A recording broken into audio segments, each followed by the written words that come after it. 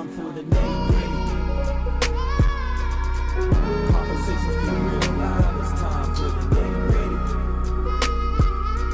The revolution's not televised, it's time for the nitty-gritty.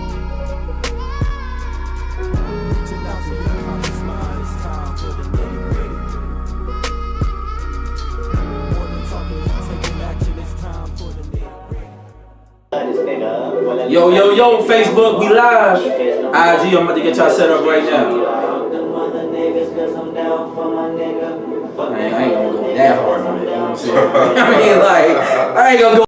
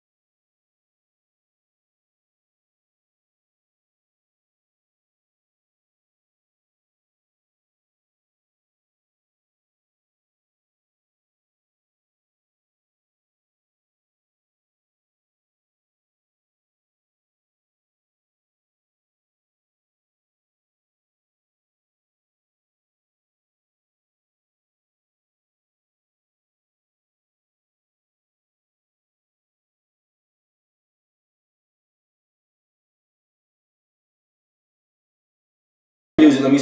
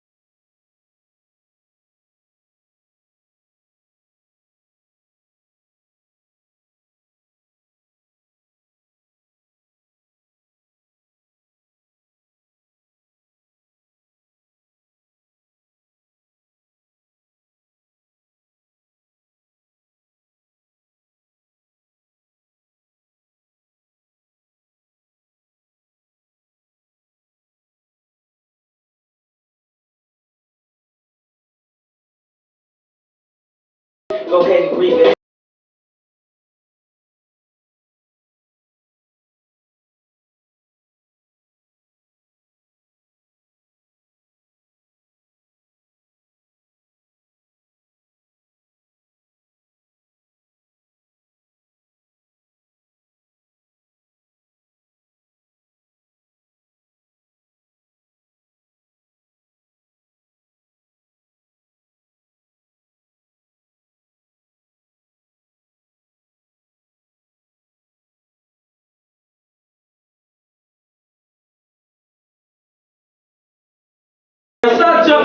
Oh, you love it? You know what I'm saying? Yo, it's 8 o'clock, man. It's time to get it in.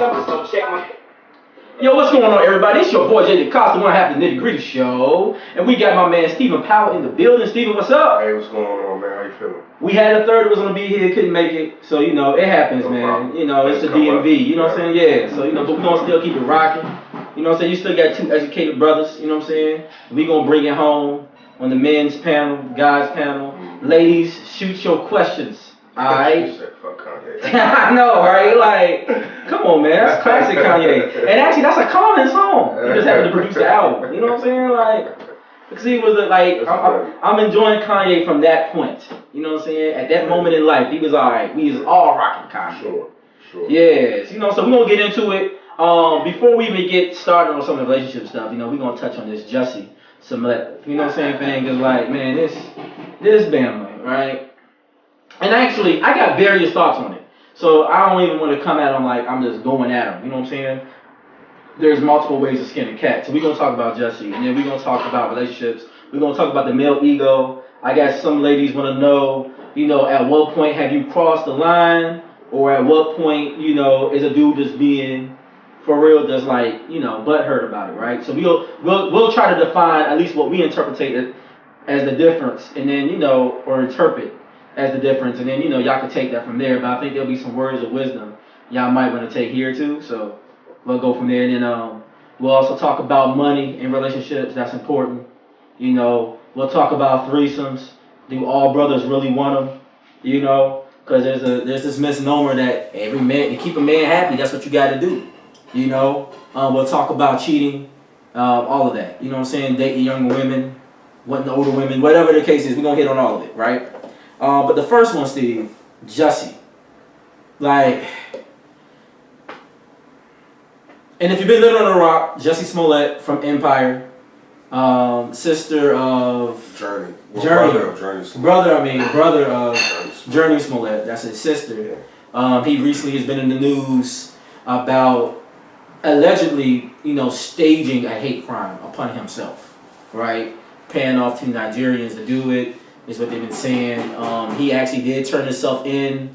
I think it was Friday? Friday he turned himself in to the authorities there in Chicago about this. He has a defense lawyer, but he's still doubling down on he didn't do it.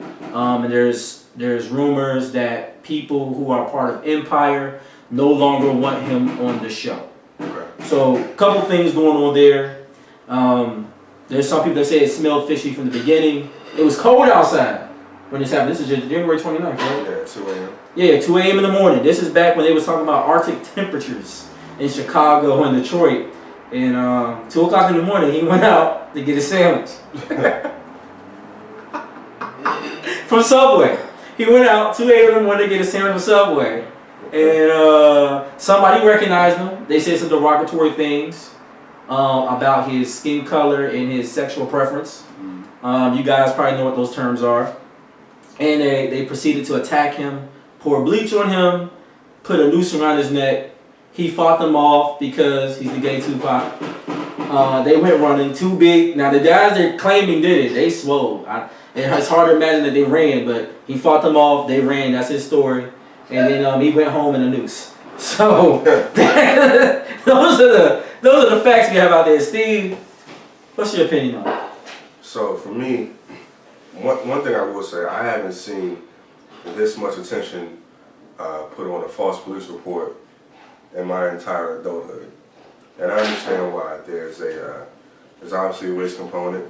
Yeah. There's the MAGA component, which he said the two individuals yelled at MAGA country, and there's also the alleged now offense of him following a false police report. I really think there's a lot of media attention, and with that comes with so many conflicting stories, not just from us as the people, but even from the Chicago Police Department. I don't think anyone really knows what happened besides Jussie and his two alleged assailants, whether they be these two young brothers or anyone else. But regardless, he gonna get these jokes. Yeah. Right? He gotta live with blaming him on the internet. But the interesting thing about this is that no matter how it shapes, whether he's guilty or not guilty, 3 or 4 months, this won't even be anything in our. Oh no! Somebody else will do something. We'll be on to that. He'll be fine. This isn't as egregious of a crime that one can make. You know what I mean? In the scheme of things. I mean, if it is true, using the plight of not only African Americans but also homosexual African Americans is pretty messed up. Yeah. If the allegations of him staging this are true, him lying on white folks, I don't give two shits about that. But if he's using the oppressed to fuel whatever he's trying to fuel, then that's certainly something that should be paid attention to. But again, I don't know. Yeah, I think that if he's making a false report, he should be. I don't think he needs to be thrown in jail for lying, because he didn't do any harm to anyone with his lie. You know, his lie wasn't the Central Park 5 case where you claim 5 guys raped you and they go to jail for 10 years. Someone was harmed. His lie wasn't he was walking towards, so we shot him dead. But then the video surveillance come out with the Chicago PD that gentleman was actually walking away. His lie wasn't, oh, he tried to sexually harass me and then Emmett Till is now dead, right? So there's a big difference between his false report and the harm it's actually done versus some of the more egregious ones. That's not taking sides, it's just counting facts, people. No one has physically been hurt except for possibly Jussie punching himself in the face. Yeah, I think the press conference was a bit much. I mean, yeah. That piece of it was a little tough to watch, considering not only in just Chicago but in cities everywhere there have been more horrific crimes committed. It's not on people of color, but people, period. Exactly. I didn't understand, and Rahm Emanuel came out and he was almost in tears about Jussie lying on his city, and excuse my language, but Rahm Emanuel, he needs to shut up because he is rocks with corruption as a politician. So, yeah. Rahm is not the person to come out here. Yeah, I just think it was a bit much with what I think ended up happening. I think his interview probably angered Chicago officials. I think his Good Morning America interview probably made them feel like, oh, okay, this is what we're doing now, and they just decided, okay, well, you giving interviews, we gonna give interviews too. So, you know, I probably was a bit back and forth between Jussie and Chicago. But I don't feel like he should get charged. If it all comes out that this was that this was in fact staged, I don't think he should go to jail for it. I think he should go ahead and get help. He doesn't have to say that he did drugs, but that's typically what people say. Let's not forget, not too long ago, Ryan Lockley did the same thing in Brazil. He said he was beat up and robbed. Didn't he beat somebody up at a gas station or something like that? Something like that happened too, but there was also the false report of him saying that he was beat up and robbed in Brazil. Remember? I remember that. They wanted to take on tape. Yeah, and that ended up being a lie, right? Yeah. At no point did people say he needed to go to jail. They say he should lose his medals and all of that, and I get that. If you want to take away some award that Jussie Smollett was given, if you want to say he's not on the show because he misrepresents a gay writer, director, or whatever, if that's the aftermath of him lying, he should be able to deal with that. But to put him in jail for it, if that's what they're going to do, there's just a lot of people that need to be sitting next to him when it's all said and done, because there's been a lot of people that relied on him. Because if that's the case, you have the new Surviving Neverland or Chasing Neverland story that's coming out on HBO, where 2 men who were actually under oath said that Michael Jackson did nothing to me, and the family all said that nothing happened. Right. But now that he's dead, it looks like a money grab when you lied under oath, and now you're saying this. At some point, shouldn't they be thrown in jail for lying under oath and then profiting off of this story that they're now telling? And I don't know which one is true. I'm just saying that it just sounds like they could be bought. It sounds like they got paid off to lie on Michael Jackson in the first place, and now they're getting paid to either they lied about being touched in the first place, they got paid off maybe by the Jackson family to do that, and now they're getting paid by somebody else to tell another truth. Who knows what the truth is, but now we know you're a 2-time liar. Now we don't know what to believe. So there should be consequences behind that, but I just feel like there's been more egregious lies told. We've had a whole slew of people last year. It was the thing to do if you was white. You know, call the police on people for being black in various areas. They're still doing that. Yeah, and they're still doing it. It's probably not frontline news anymore, but people were doing that. But none of them ever had to face at any point any kind of legal recourse for the action of lying and using up police resources on BS.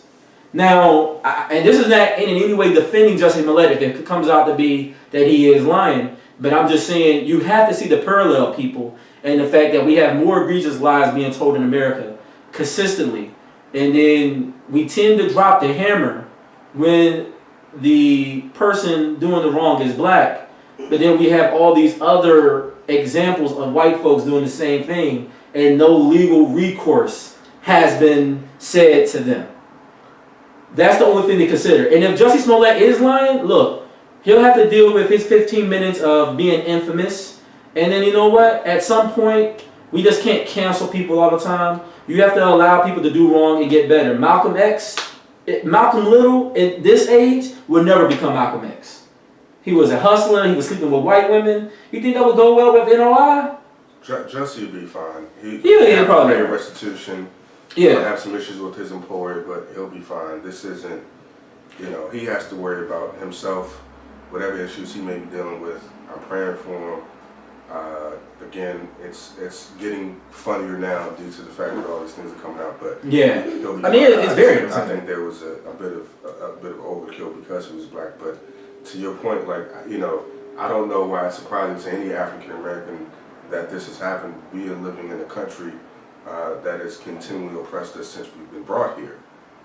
In my opinion, that hasn't changed and isn't going to change. Yep. So, I'm not going to compare Jussie to a white man because that's an unfair comparison. He's not going to get the same treatment. Mm-hmm. He never will. No other black man will, and that's just how it is. But we have to at least acknowledge that we know it's wrong. Yeah, I mean, I think the acknowledgement is just being black. Yeah. You walking out your door is an acknowledgement that you won't get the same treatment. But he'll be fine. I mean, he'll be okay. But I want our viewers to know that the treatment is not equal because that's what civil rights is. It's saying to say like, look, we're not afforded the same rights as white people, and that's not to say we don't like white people. That's just making it clear like, look, you guys have a privilege that sometimes you don't understand that you have. It's not even the same rights. It's the penal system. It's everything. It's not just the rights. Yeah. It's the punishments. It's everything. So I mean, I agree with you. I just think as he probably should have thought about that if these allegations are true. Yeah, and it's looking like they are though. If they're true, him and his team should have thought about that. It wasn't going to go the way he wanted just by virtue of him being black. If this was, thought out the way that they're saying it is. Exactly. Yeah. So we're gonna have to, we'll have to wait and see. I think it's nothing wrong with. Oh, one last thing. We'll move on. We'll start getting to this relationship stuff. There are some people that are mad at folks. Simone said he better preach. So I'm not referring. She may be referring to what you said or what we said. She Or was Mr. talking Both. about you. Oh. So, but I do know that one thing I didn't like is there were folks mad that you guys jumped out the window and y'all was already talking about prayers to Jussie and y'all don't wait for stuff to come out. There's nothing wrong with the initial shock of wanting to feel bad for someone or wanting someone or wishing someone well when you think something bad has happened, right? There's nothing wrong with empathy when initially something breaks. You know what I'm saying? Like there's people mad that folks had empathy towards Jussie when it first popped off. When I did the Black History Month video, I actually referenced it quickly in there. But there's nothing wrong with having an initial sympathy for Jussie Smollett when you hear that. Because if that was true, it's sad. And I think too often you want us, now and I'm speaking more so to black people within the culture, mad at other black folks having that initial empathy. But wouldn't we have that initial empathy if we heard that a white man did the same? You know what I'm saying? Like if we heard, that, or we seen a video of a white man doing something, we may not even have all the facts, but you can't help but have the initial empathy. Now, there's nothing wrong with changing your opinion or modifying your opinion when you get more facts. But the initial saying, man, prayers to Jussie, I hope he's okay, because this crazy thing happened to him. There's nothing wrong with that. Why would we, because any other time we get mad that white folks treat that situation that way. Yeah. They just assume, oh, that can't be true. That couldn't have happened to him. Yeah. He couldn't have got shot for no reason. And then they pull up old thug pictures of a guy. That's wrong. So why would we do the same thing to ourselves within the culture? Yeah, and that's a good point because I'm still praying for him. Yeah, exactly. I was praying for him when it happened. I'm praying that everything works out for him now. And to piggyback off that, there are a lot of people saying this makes it hard for victims of hate crimes to be believed. I don't think that's the case. Now, our opinion in the grand scheme of things really doesn't matter, but because of this one alleged hoax, that isn't going to make me look at every hate crime as like, oh, he must be another Jussie. I'm gonna have initial sympathy like I would for him. That group thought, that kind of thinking leads to an individual acceptance of what is, what really is out there. So I'm still praying for him. I was praying for him. I'm praying for him now. I mean, I'm not. It's just a lot, man. It's just too much. There are a lot of judges and juries out here for whatever reason, but Yeah, and they have zero sympathy, and that's crazy to me. Now, getting into this relationship stuff, and sisters, feel free. Brothers, feel free to plug in too, chime in. But sisters, feel free if you have an opinion or if you have a question. While me and Steven in no way are the representatives for all black men or all men, we're not that. But that disclaimer, exactly right. We do not represent. We're not trying to be Al Sharpton and Jussie Jackson up here. All right, we are not the we are not the representatives of all things black and all things male. What we will do is give our opinion because of our experiences and the experience of those we know. All right, disclaimer, because yeah, I'm not trying to be the enemy of Black Twitter today. That's all I'm saying. All right. So, like, to kick it off, Katrina brought this up earlier, egos, male egos. And I guess what some sisters want to know is, at what point do we feel like you're infringing on the male ego, or a woman is going too far, and we have some justification to be offended based off our ego? So I guess we could give some bad examples, some good examples. What do you think are some good examples? All right, let's start with the bad ones first.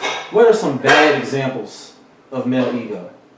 I think for men, and this is just my opinion, I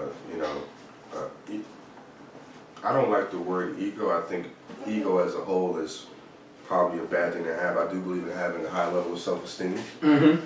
But some bad examples of that would be, and this maybe go for men and women, but when you allow your income to dictate how you treat others, or you allow that to justify your method of success, or even your degrees or anything like that. You become this high and mighty individual that may or may not think they're better than others due to your hard work and obvious rewards. I think those are some bad examples.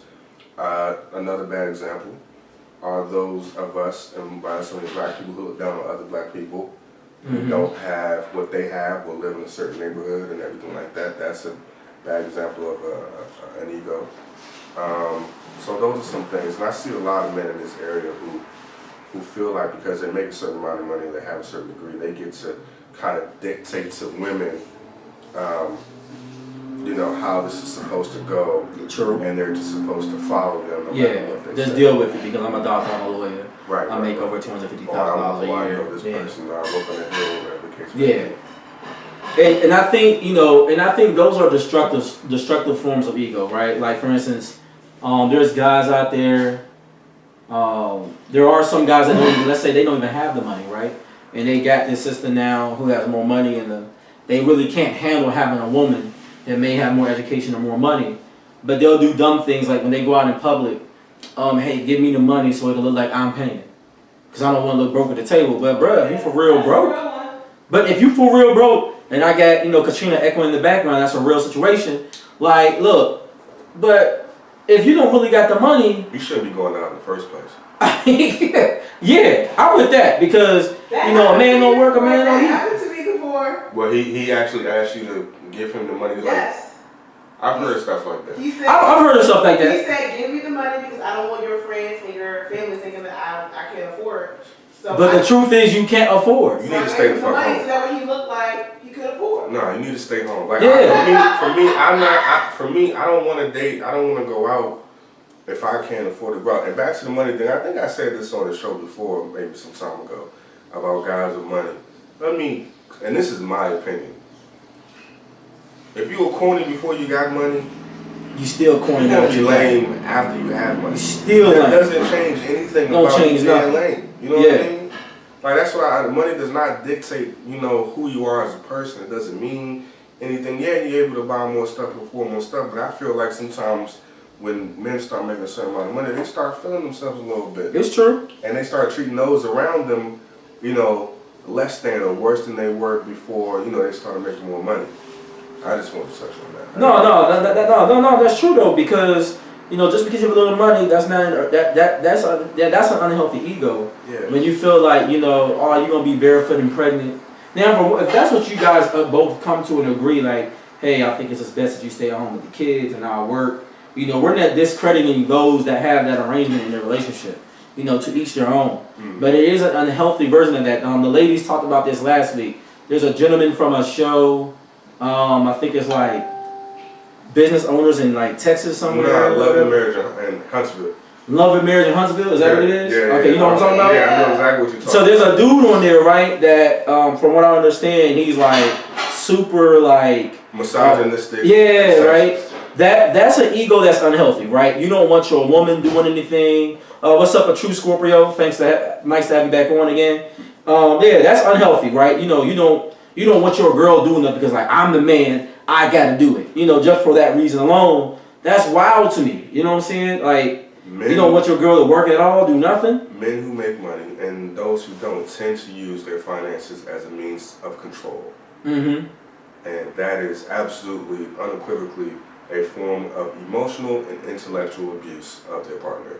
Yeah. That gentleman on that show is emotionally abusive to his spouse. I agree with that. Because every time she wants to do something outside of the home, he tries to blame, tell her, but what about the kids? Yeah. You know what I mean? That, in my opinion, when men do that, that's what they call it, emotional, stuff. Emotional, well, yeah, that too, but that's emotional abuse, and that's something that is going through our community at a rampant rate. Yeah. Now, so we identified some unhealthy forms of ego, but here's some healthy forms of ego. Maybe ego is not the right word, like Stephen said earlier, right?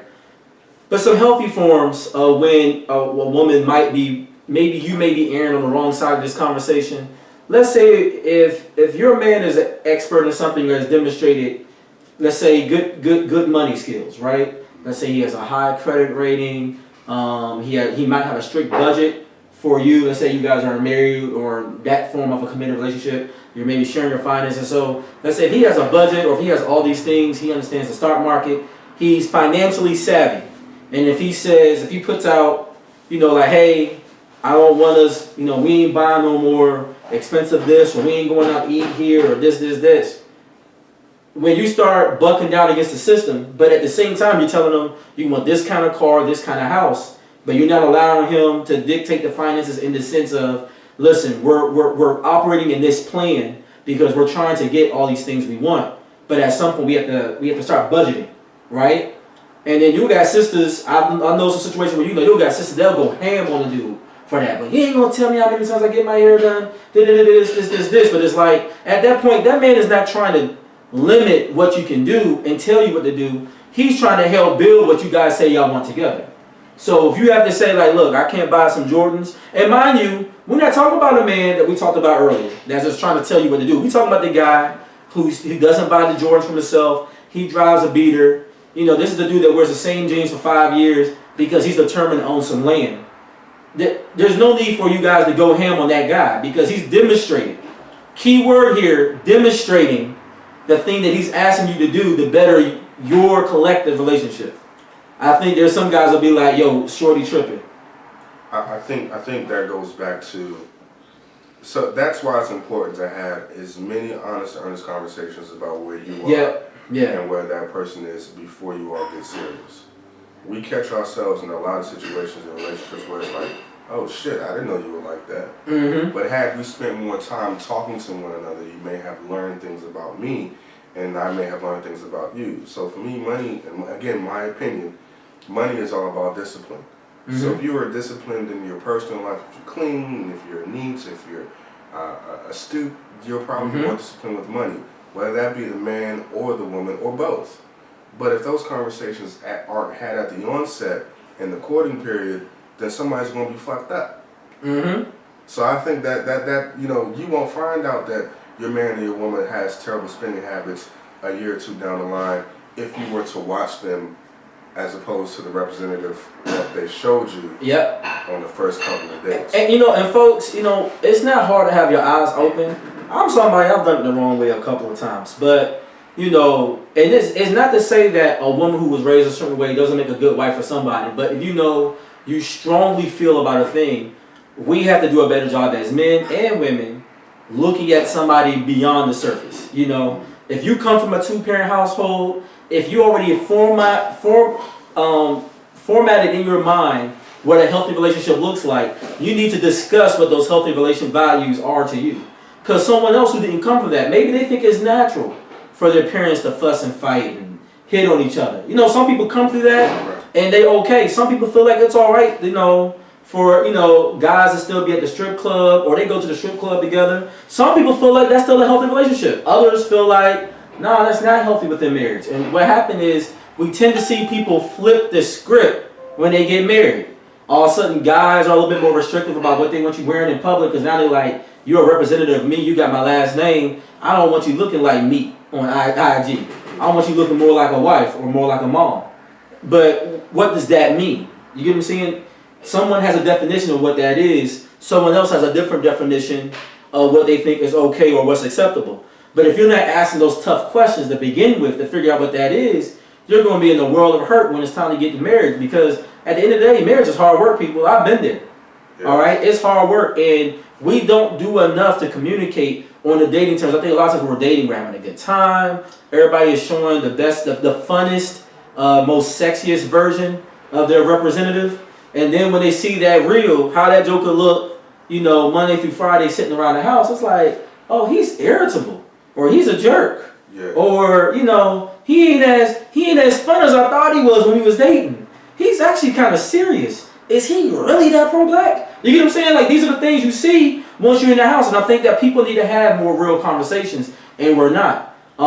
We talk a lot about how women kind of have an idea of what a man should be, right? How much money you should make, how tall you should be, how many kids you should or should not have, what his credit rating should be, what his likes and dislikes should be. But I think a lot of times brothers they can limit themselves, like we say women can limit themselves with money or stats. I think a lot of times brothers can limit themselves with looks. They'd be like, man, she got a fat back. And then we don't look beyond that. It's like, man, the sex was good, or we have a good time. She looked really good in those jeans. But then it's kind of like, does she look beside you really well at a corporate dinner? Do you like the way she conducts herself, or the conversations she has? She can't keep up with the flow of corporate life. Then it's like, how well does she represent me at all times? And enough brothers are not looking towards that. That's something to consider. Yeah, I see what you're saying. For me, I don't care what a woman makes. I don't care what her credit rating is. I don't care what school she went to, if she went to school or not. I would just like a partner and a friend and someone who was kind to others and who was willing to work with me.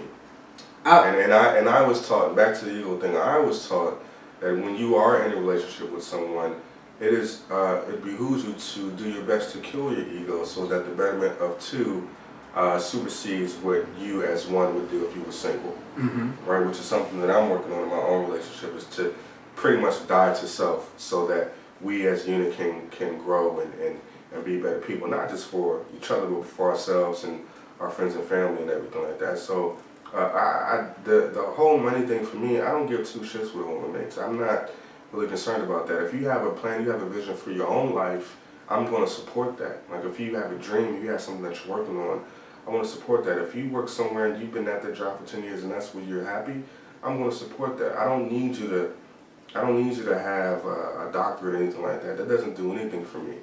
You know what I mean? If you have that, that's great. But I just want you to be a partner and a friend, because I'm going to be the same to you. You know what I mean? That's just how I am as a partner. I don't look for those things because, in my opinion, degrees are somewhat superficial in the grand scheme of having a life partner, someone that you can actually count on. Yeah. And I agree with you in some ways, right? And there's a lot of guys I think their theory about what a woman should bring to the equation and financially and all that, I think they line up with you.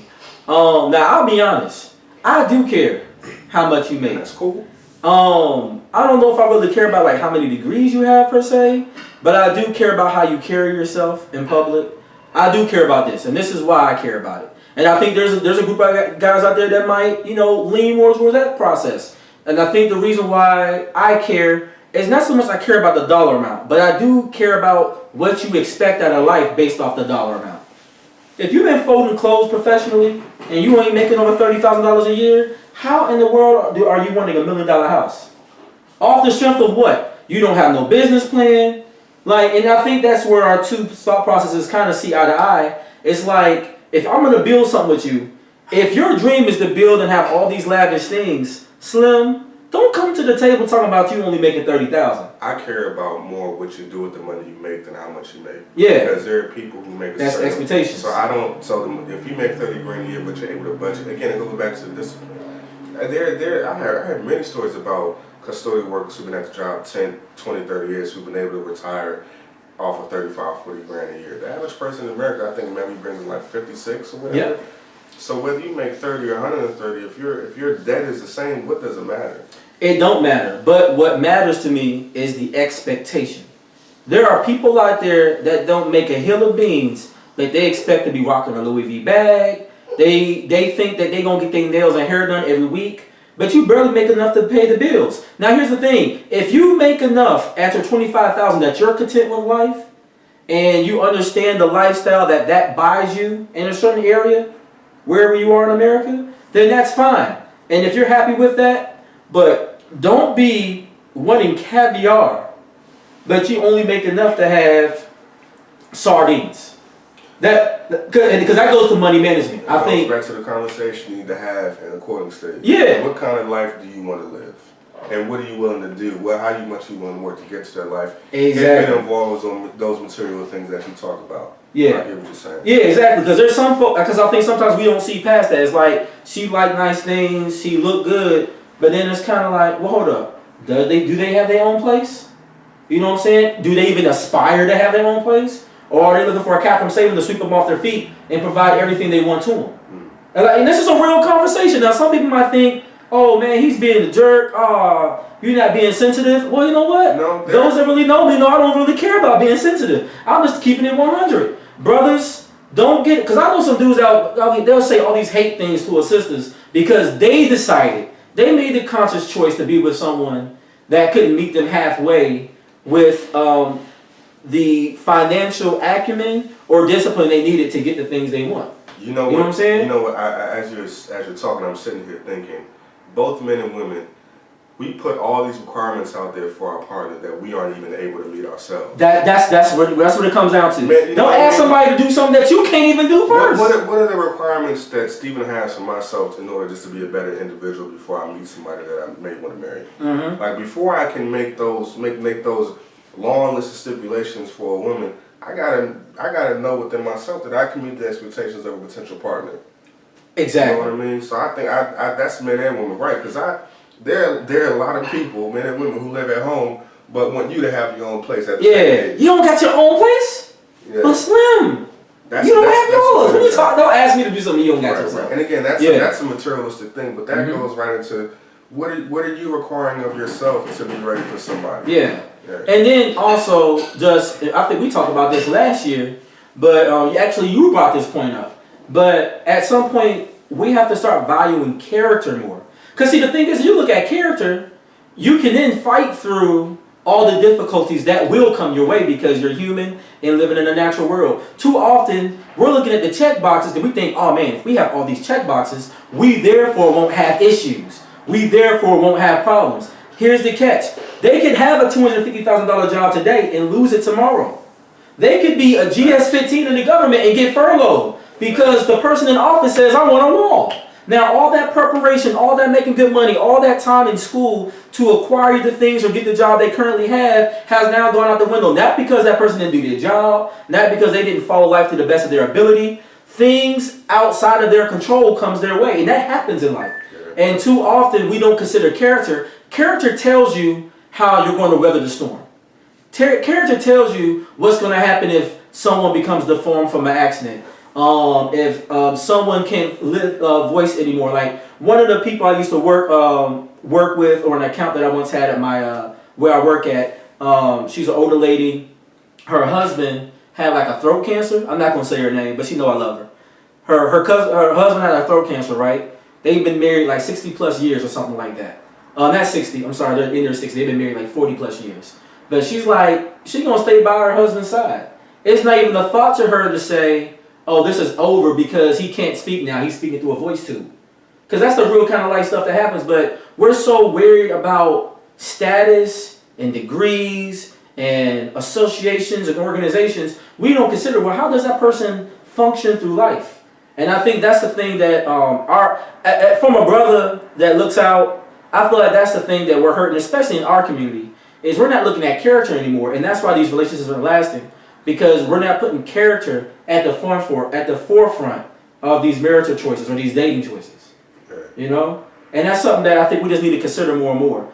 Life ain't gonna be perfect, y'all, but it's like, how are you going to get through those things? When we look at our parents, or when we look at that generation, or we look at these folks, we like, man, relationship goals. They've been married for 45 years. Relationship goals, they're going on their 20 years of marriage, 10 years of marriage, or whatever. We're not looking at the fact that these folks are not void of issues and problems.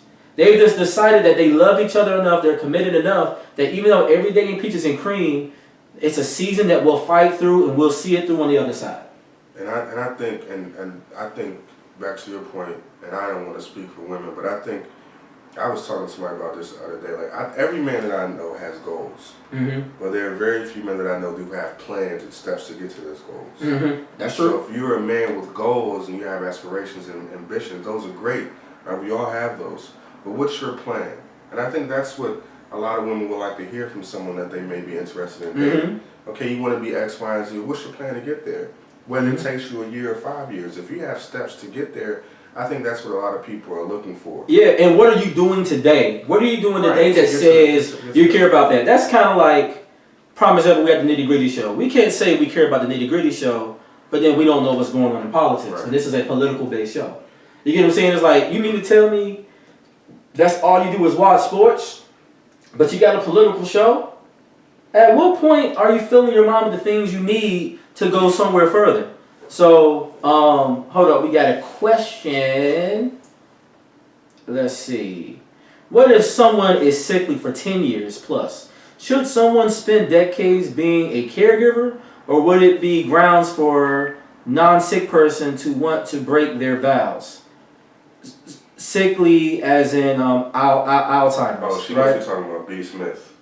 Who's B. Smith? So B. Smith is a former model and a restaurateur and a designer who was diagnosed with Alzheimer's in 2013. Okay. And her husband has been her caregiver since then. Well, it's been recently reported that he now has a living girlfriend with him that lives in the house with him and his wife, who also participates in the caregiving process. But him and this young lady are now dating, and they all live in one home. So it's Mr. Smith, B. Smith, his girlfriend. What? Yeah, this is good. So they've done a few interviews, a couple with ABC, and there have been a lot of conversations around what is he doing the right thing or the wrong thing. The woman has advanced stages of dementia and Alzheimer's at this point. He is taking care of her, but he does have his new significant other in the home with him, who also participates in the caregiving process. Okay. Well, okay. All right. Thanks for y'all catching me up to date on that. So breaking the vows. Wow. Yeah, that's a tough question. Because when I read that story, my mother was a big fan of B. Smith. Beautiful, dark-skinned woman. I mean, she was gorgeous. She still is very beautiful. And I looked at his interview and I saw how contrite he was and everything like that. But to be honest, for me, I don't know if I could have another woman living in the house that me and my wife had shared for so long, even if she doesn't know who I am. Like, that's just a conscious thing for me that I don't know if I could do that. Now, I am not a stranger to caregiving for someone in the latter days of their lives, but have I done it for a partner? No. But again, to your character, one thing that my mother told me when she was battling cancer is that money don't stop chemotherapy, right? Cancer is cancer, so it doesn't matter how much money you have. You want those high character people that are going to be there for you in those times of need. And as a partner, in my opinion, if you take those vows for better or for worse, or in sickness and in health, is he still doing that? Yeah. But at the same time, he's still married. And he's got the woman living in the house with him and his wife. You know, now his argument is that he's in need of companionship. I get all that, but his primary concern, and I think it is for the most part, should be his ailing wife, and maybe his need or desire for companionship should be secondary until he sees his wife through the other side. Because at this point, you know, it appears that she's, you know, maybe transitioning. You know, to the. With all the information given, because I sat back, I wanted to listen. I'm politically correct here, and I don't want to, you know, the woman is white. I probably should mention that too. Yeah, that really doesn't matter. It don't matter. No, it don't matter. So it don't matter to me. Now, once again, I don't speak for all men, all relationships, right? This kind of gets us into that threesome conversation. So this is actually a good segue. To address the Beastman situation, or that one in particular, or just the idea of that is, that goes back to something that's been a theme of what we're saying. You have to really communicate with people about character, right? Because if you communicate about character, then you can have a full understanding if someone's going to take their vows seriously or not.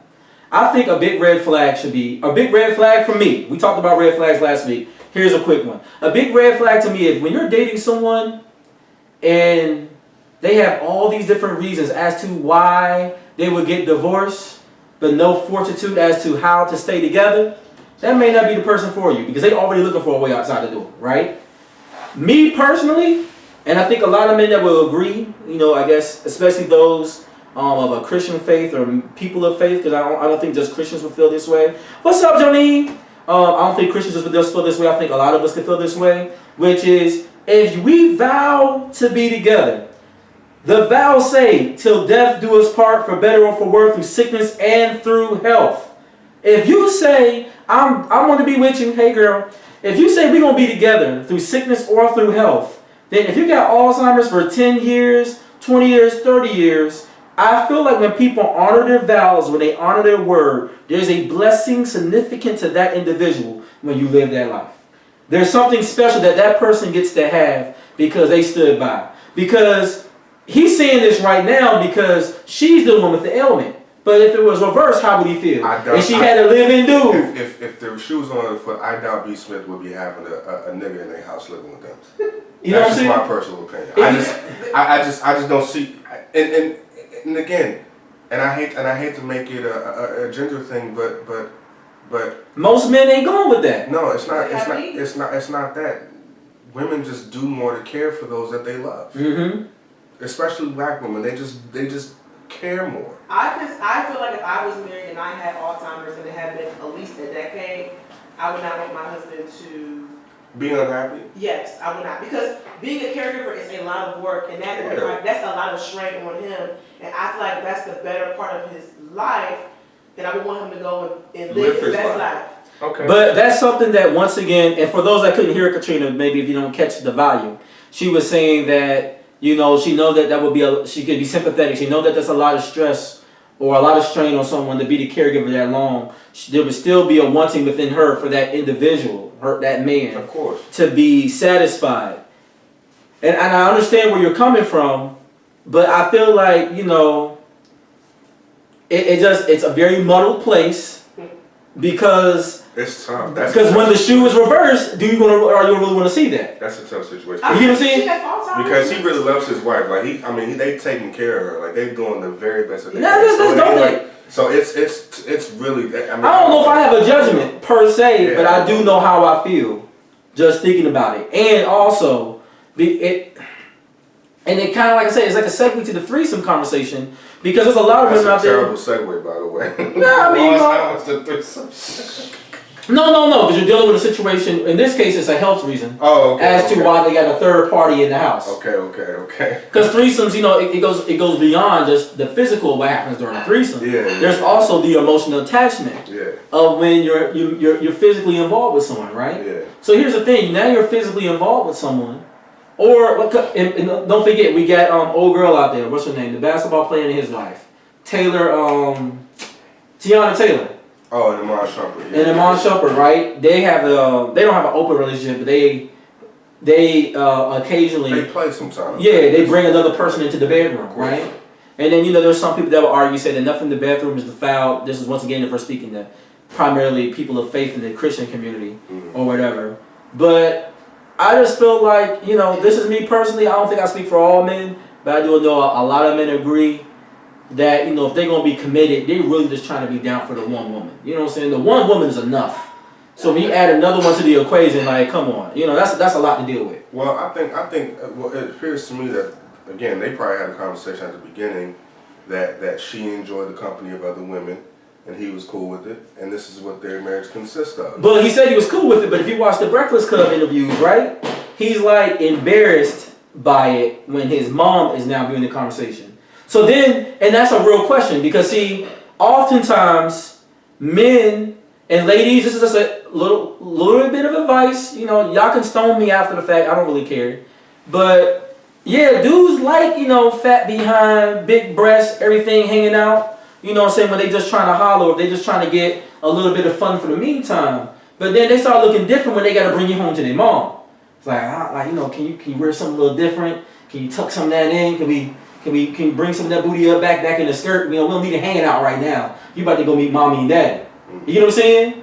So, and there's something to say that the standard that a man wants in front of his mom, if your desire is you want to present yourself as worthy of a ring to a guy, maybe you want to exhibit some of that. Because see, like when you're the object of his fantasy on IG for everybody to see, for a lot of men, we're not saying it's right or wrong, I'm just giving y'all facts. A lot of men devalue you as far as, are you worthy of going home to meet his parents? They want the clean cut girl. They want the woman that looks proper, who knows how to hold a fork properly. You know, they want that girl coming home to meet mama. They don't want Cardi B coming through the door typically. Cardi B looks nice when you go to the club. You don't want Cardi B going home to meet your mom. So I'm gonna have to disagree. What? I'm gonna disagree. So for me, my mother was somebody whoever I dated wanted them to be for me. To be quite honest with you, I didn't give two shits what my mother thought about who I was dating. I love my mother to death, but her opinion mattered to me not, because that was my life. And quite frankly, again, back to character, I think that's the theme of this particular podcast. The character of a woman is not in what she wears, because quite honestly, I know more, how can I say this? I've seen more promiscuity with both men and women in a corporate workplace than I have with women who are dancers. I know a couple of women who are famous on IG, and they are some of the most faithful people that I've seen. So how a woman dresses doesn't mean anything to me, and I don't have that issue. If you want to go out a certain way, then that's on you. That doesn't mean anything to me. I mean, you're not representing me when you go out. You're representing yourself. Now, that's just how I feel. What you wear, I don't really care about that. Because it doesn't represent the content of your character. So how about the Kim Kardashians of the world, right? You got to do like a Kanye that's with like a Kim K. Because if we're gonna talk about Cardi B, and I don't know this to be true, her nigga cheated on her. She didn't cheat on him. I mean, that's true. You know what I mean? So why wouldn't you want to bring Cardi on? Because to me, she appears to be a very loyal person.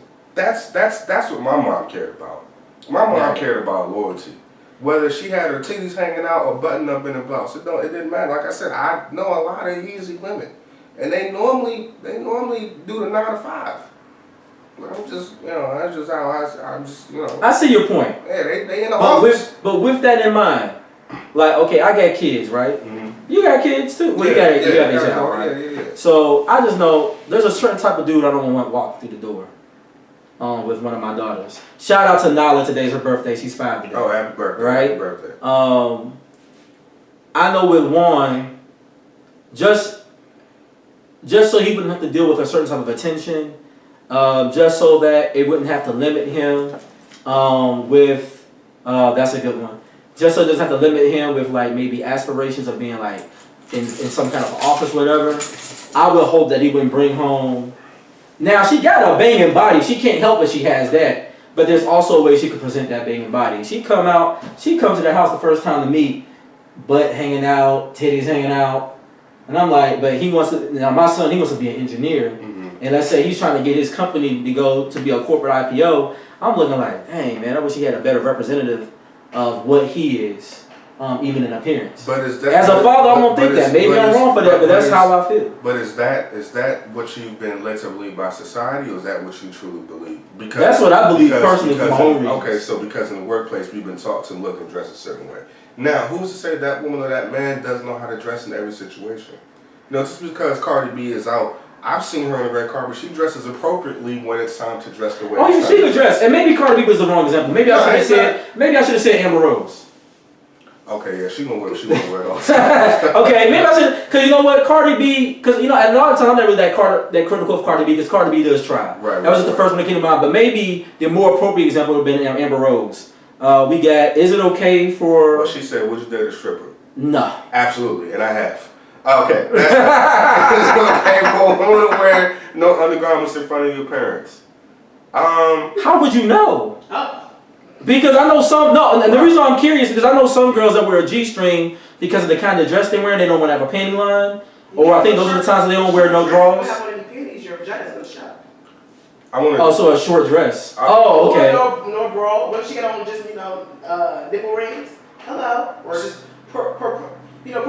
Those are the kind of things, yeah, I'd be like, I'm a little embarrassed to see my parents to see that. I just want to provide context to the stripper thing. The stripper thing, that's their profession. It doesn't mean that's who they are. Again, I know dancers who are clothed to the T until they get on that stage from 10 to 2 of that stadium. You won't know they're dancers in the daytime. You know what I mean? A lot of them are nurses. A lot of them, this is a cliche, they are still in college. You know what I mean? So I really paying to get to school, I just want to huh? provide context Okay. in that. But the undergarment thing, yeah, I don't know. How would you know that? I mean, if they have protruding features, to your point, I guess if someone had It could be nipple chilling in rings- your parents' house. I mean, I don't know, man. I don't know. I would just hope that the person I was dating knew where we were going to be at all times and would dress accordingly. You know what I mean? I can't tell. I don't feel good telling the woman what to put on. Like I can't. No, see that's the thing. Now see what I'm not going to do is tell a woman what to wear, Yeah. right? So therefore, I'm going to date someone who exhibits a clothing style or fashion that works for me. I'm not telling everybody, hey, don't date a stripper. If she's an Amber Rose or a Kim K, she won't make a good wife. Because I've heard that through various celebrities and interviews, they say Kim K could get down in the kitchen. They said that she could cook. I think Kevin Hart said that about Kim K and multiple other celebrities.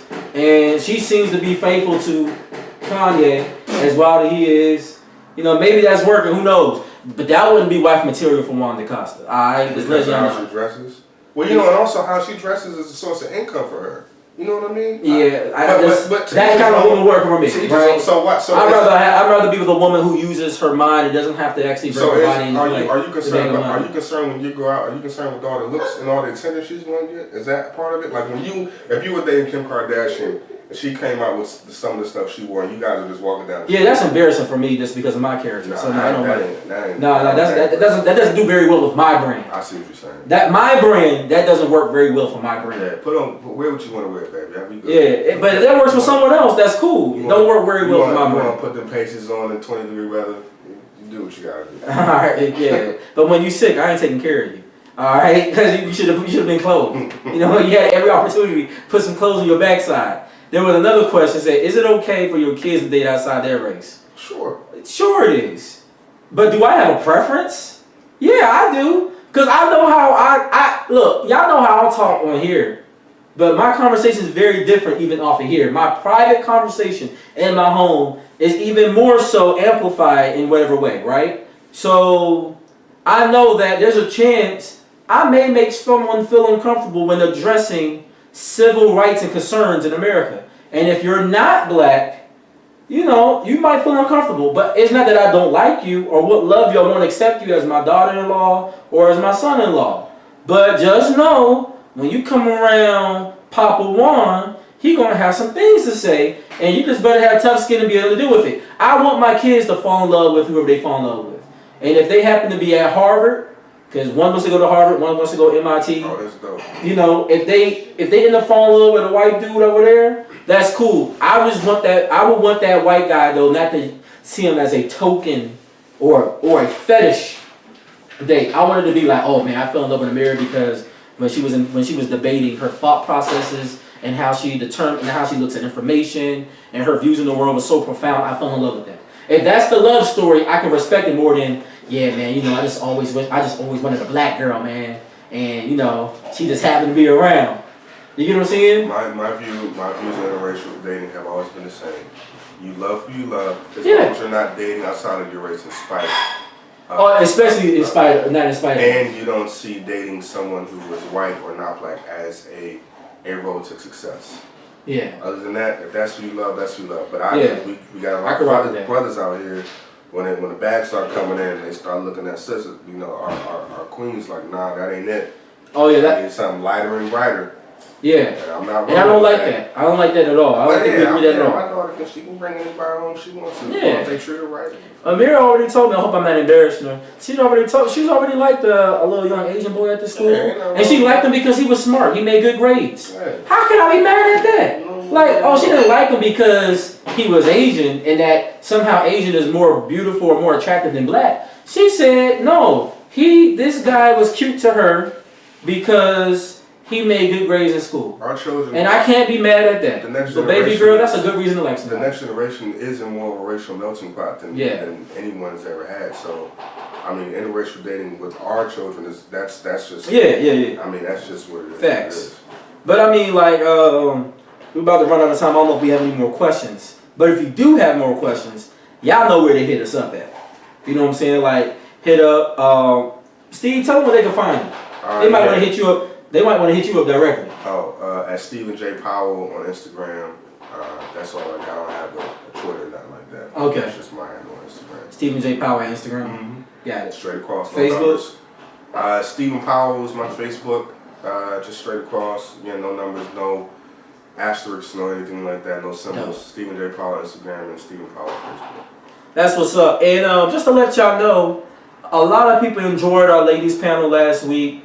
I think people have enjoyed us having our men's panel. We decided the Nitty Gritty show that this is a great element. We like having other voices. We like bringing people to the den, you know, having them in the studio and talk about this. So for now on, every fourth Sunday, we'll have a men's panel. It's a good chance you're going to be seeing this guy's face a lot. And we got some other folks within the community that will be coming down.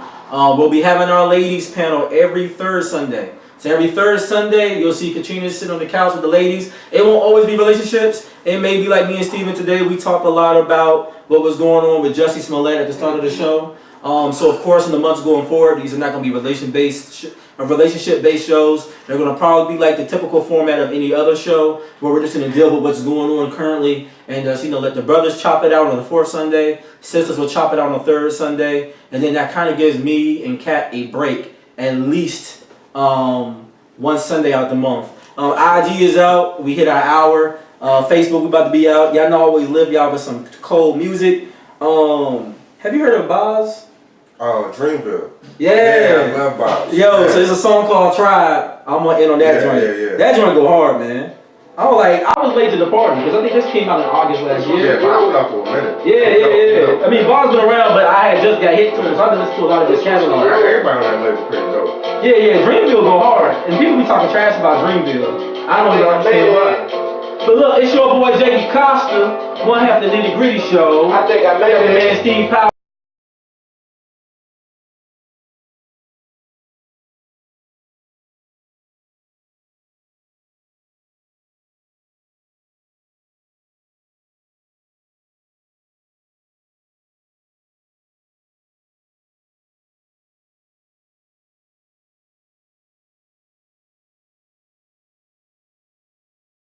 Don't